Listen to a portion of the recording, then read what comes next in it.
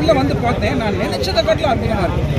நிஜமாக சொல்லுவேன், இதை யாராவது படத்தை பார்க்காதவங்க பார்த்துட்டு இதை ரீரிலீஸ்ன்னு சொன்னாங்கன்னா மட்டும் என் பேர ரீரிலீஸே கிடையாது. விஜுவல் அந்த 4Kல பார்க்குறப்ப எப்படி சூப்பராக இருக்குது, டெவலப் பண்ணியிருக்காங்க. நீங்கள் வந்துட்டு மற்ற எத்தனையோ படங்கள் 4Kல டெவலப் பண்ணியிருப்பாங்க. இந்த படத்தை பாருங்களேன், நீங்கள் வந்துட்டு அந்த போட்டு போகுது இல்லையா, இவங்க கப்பலில் போவாங்க, அந்த அந்த ஒவ்வொரு வேவனுடைய டிஜிட்டல் சவுண்டு மோகன்னு கொடுத்துருக்காங்க சார்.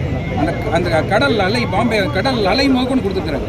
இப்போ இருக்கிற படங்களுக்கான அந்த தீம் மியூசிக் மோகட்டு தப்பு. இதை வச்சு ஏஐ அந்த மாதிரி எதனா யூஸ் பண்ணிருக்காங்க? ஏஐலாம் கிடையாது சார், இது கம்ப்ளீட்டாக என்டையர் சவுண்டு கிராஃபிக்ஸ் சூப்பராக பண்ணியிருக்காங்க சார். அதாவது அட்ராக்ட் பண்ணியிருக்காங்க, ஸ்வீட் கோட்டர் தான் கொடுத்துருக்காங்க. இதையெல்லாம் மீறி ரொம்ப நாளைக்கு அப்புறம் ஜனகராஜை ரசித்தோம் சார். ஜனகராஜை ரசித்தோம், சரண்யாவை ரசித்தோம், எல்லா பேரையும் ரசித்தோம். ஒரு தேட்டரில் நல்ல ஸ்க்ரீனில் நானும் அழுவிட்டேன் சார். முதல்ல பார்த்தது படம்.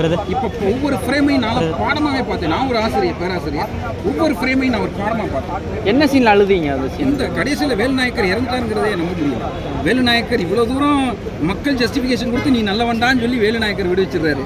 ஆனால் பாவம் அந்த பையன் அவர் வந்துட்டு அப்பாவை கொண்டவர் இவர் தான் சொல்லிட்டு அறியாமையில் கொள்றாரு. வேலுநாயக்கர் நல்லவரான்னு கோர்ட்டே தீர்ப்பு கொடுத்து பாவம் நம்மளோட வாழ முடியாமல் இறந்துட்டாரேங்கிறது என்னால் மட்டும் இல்லை, ஆடியன்ஸாலே அக்செப்ட் பண்ண முடியல. கொஞ்சம் ஒரு பாதிப்பு தான். இவ்வளவு நல்ல மனிதர் இன்னும் கொஞ்சம் நம்மளால் இருக்க முடியும் அப்படின்னு ஒரு பாதிப்பு.